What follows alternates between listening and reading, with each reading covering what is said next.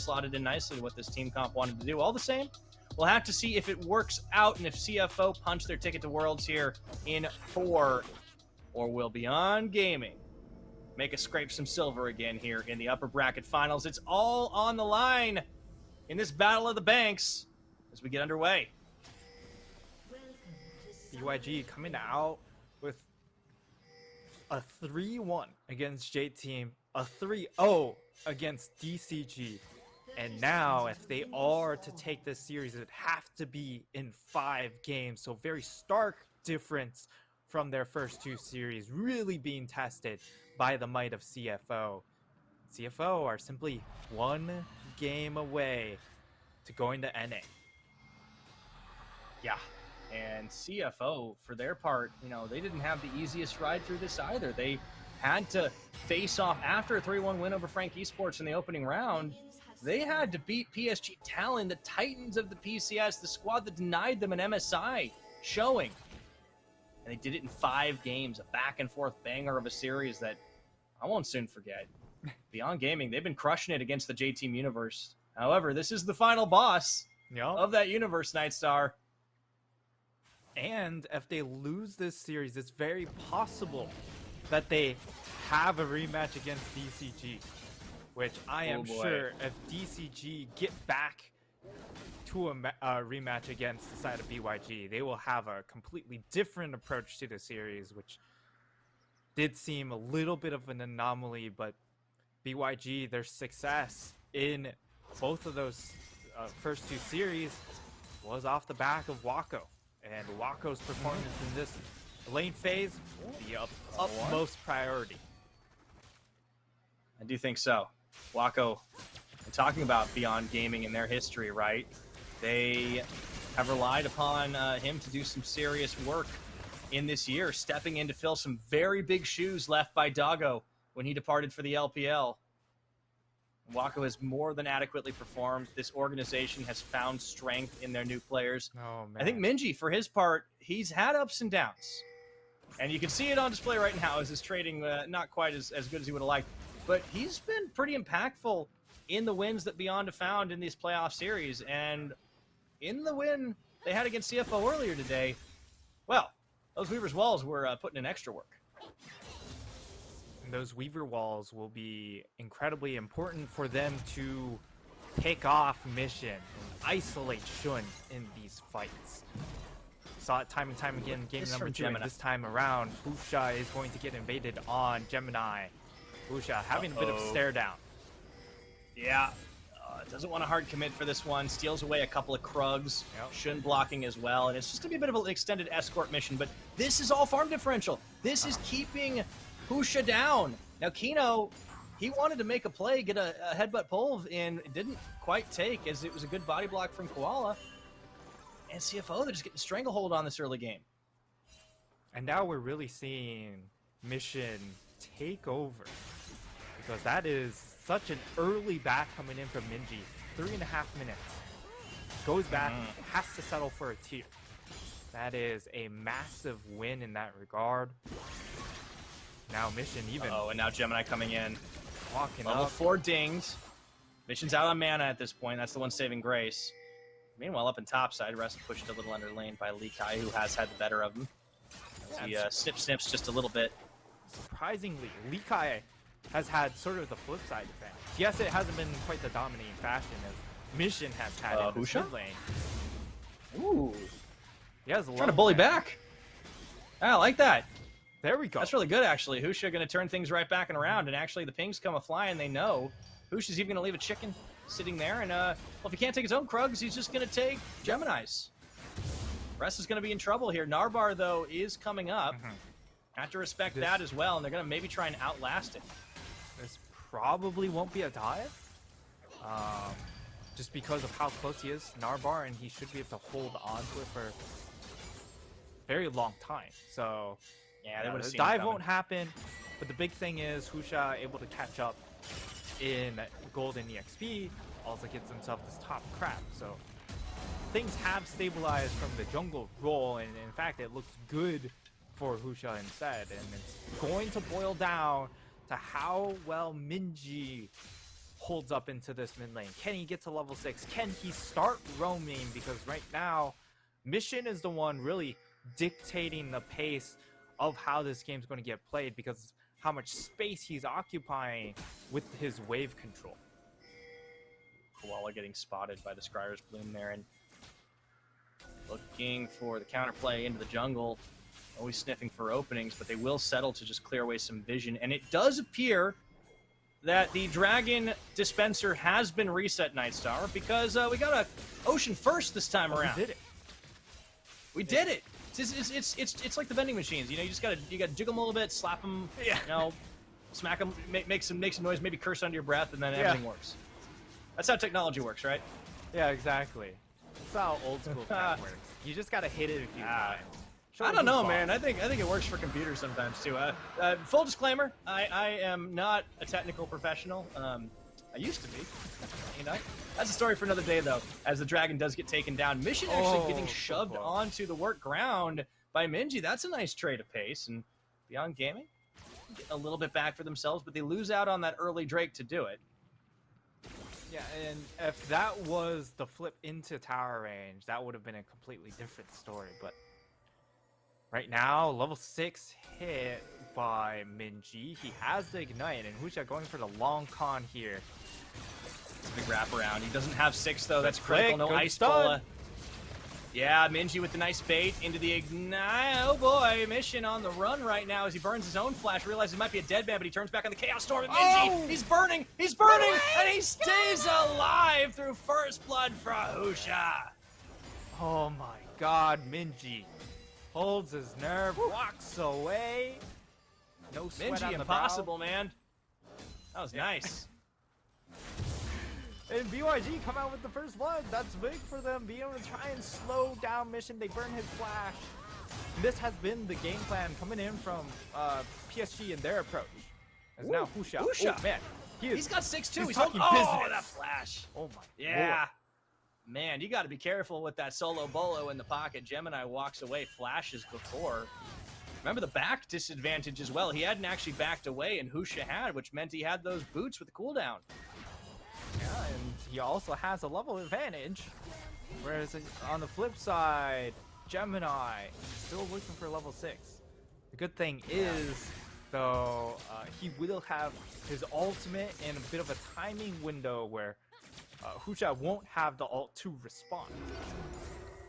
And now the tension will start shifting from the side lanes back into this mid lane because of that missing flash, right? It's all about trying to kill Mission, or on the flip side, it's about CFO now pulling Koala into the mid lane to deter that extra pressure. Yeah, that's the play for sure. We'll check back in with bot, though. It's been a lot quieter than the rest of this series so far. No kill threat, no kill pressure. The Kalista not going to do nearly as much to an Aphelios. CFO looked to start off on this Herald. So far, they've had great Herald control this entire series. Near perfect, I want to say. I think but for the game that they've lost. And yeah, this is happening in Vision. They know with Scuttle Crab secured earlier on by Husha from that long wraparound top that this is going to be in sight, but they're not in danger of losing anything except, you know, by their own jungle. And I think Gemini's accepted that.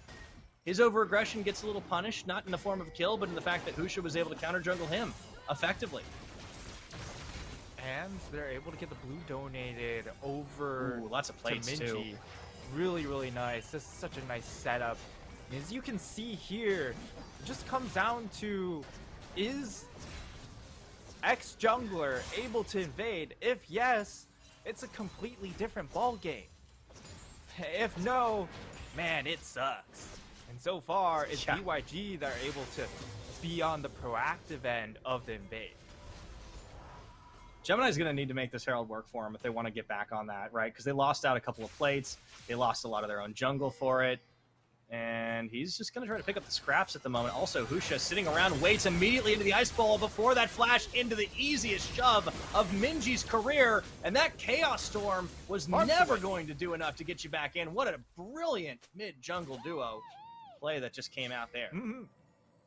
And BYG learning a trick from the PSG playbook here as they just continuously pick on Mission But here's the thing, Mission can't opt for an early stopwatch because he's just so far behind in his item build this time around. Exactly. He is so far down, and for the side of BYG, this is a sore point that they're going to continue to try and exploit. Mission will have his flash up for the next go around.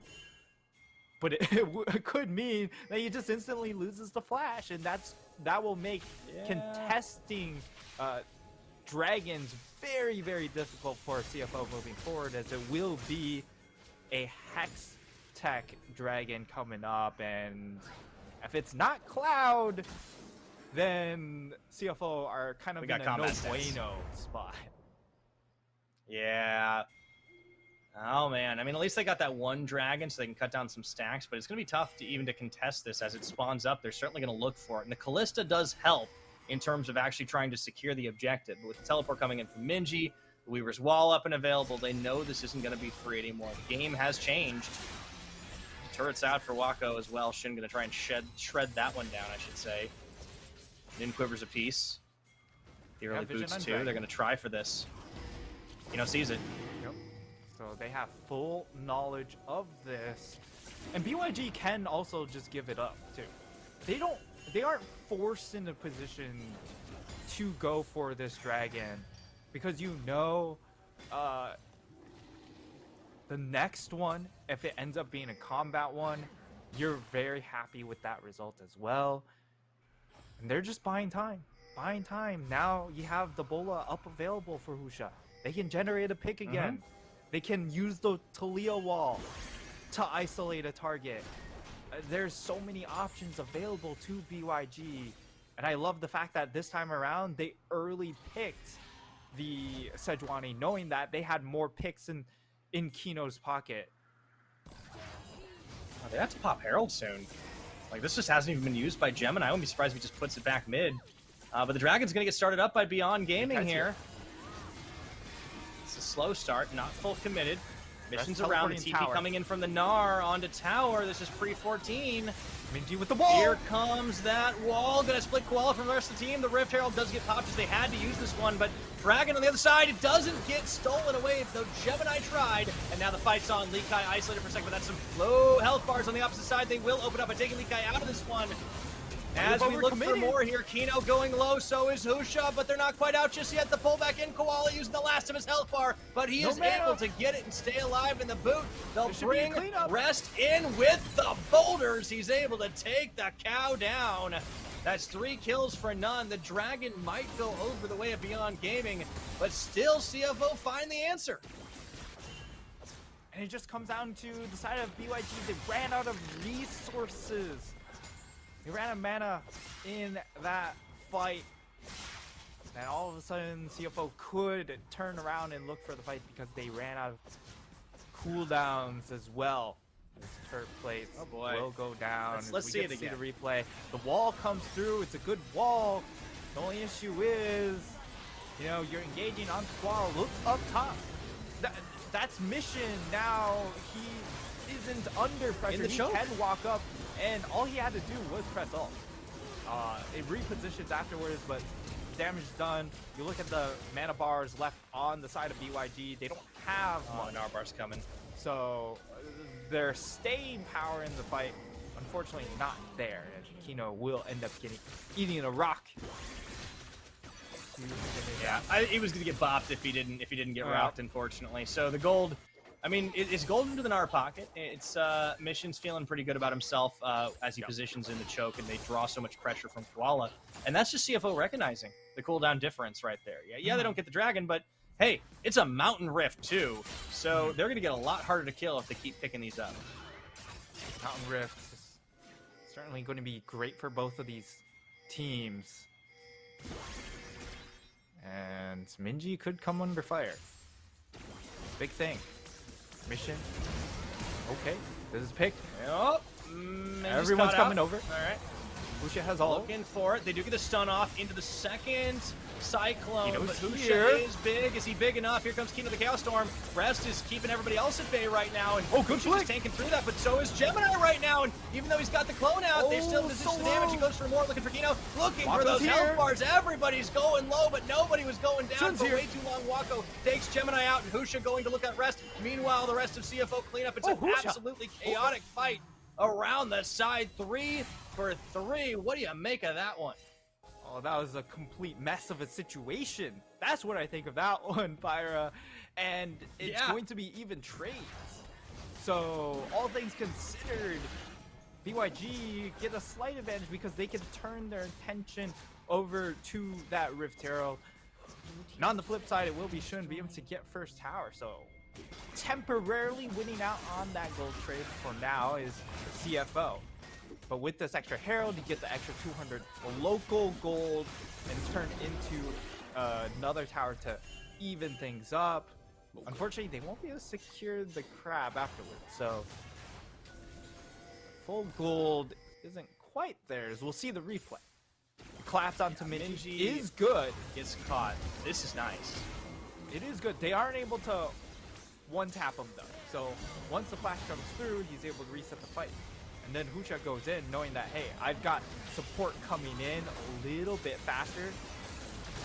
And they come in, collapse, great flick once more. The tandem of Likai and Minji doing a lot of work in that fight. Unfortunately, without the burst, it just gives them a little bit more health that Wako has to come through and wipe them off the map.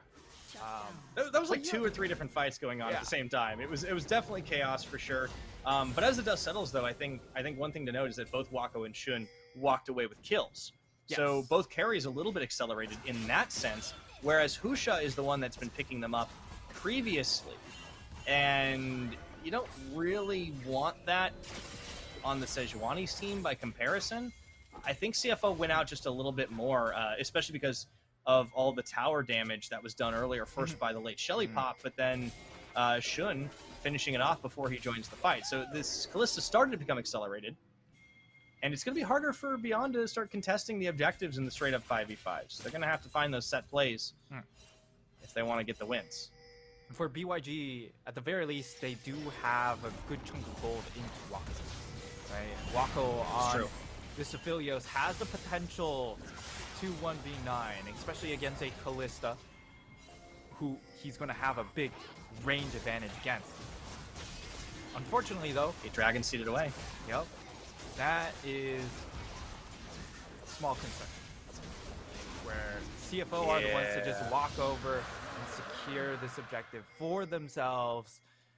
Leads me to think BYG, they're just trying to stall out, wait for the second or third item to come through for this Aphelios.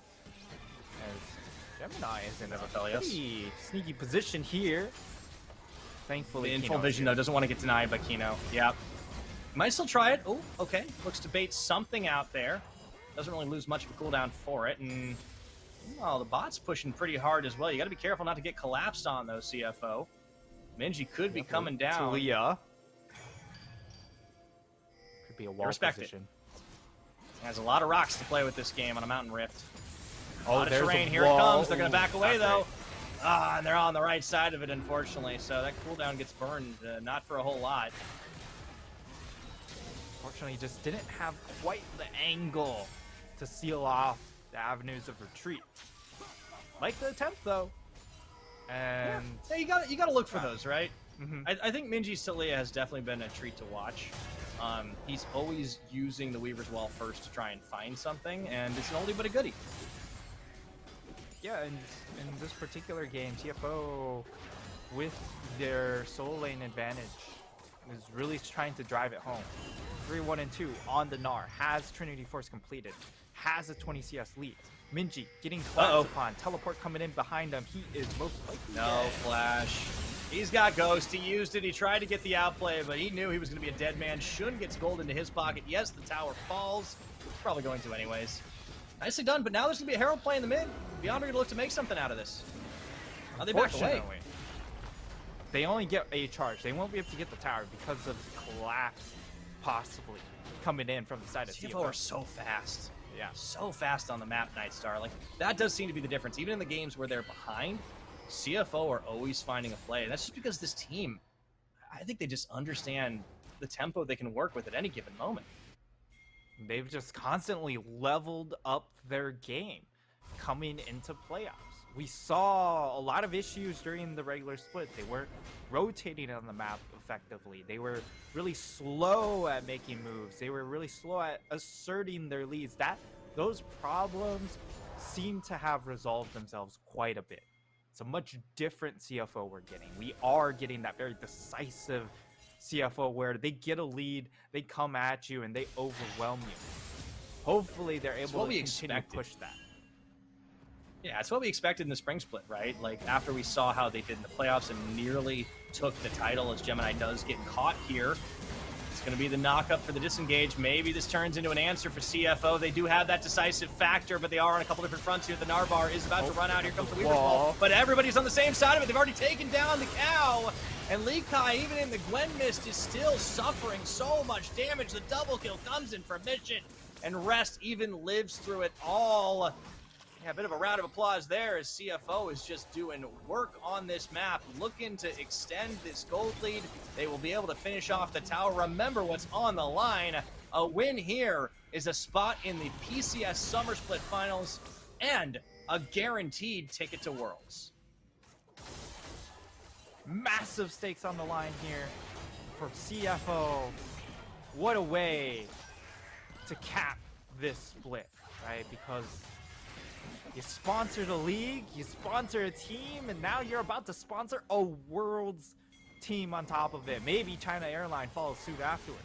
Who knows? Yeah, maybe we get an airline team after this one. I'd love to see that. As this all started as a catch onto Gemini, but he was able to tank through it. Rest, bit of an unfortunate pathing, but they use it to their advantage because Kino, Wako, Lee Kai all get sucked into this. It feels like CFO, they're either the most incredible like team fight improvisers, or these guys are just gigabrain.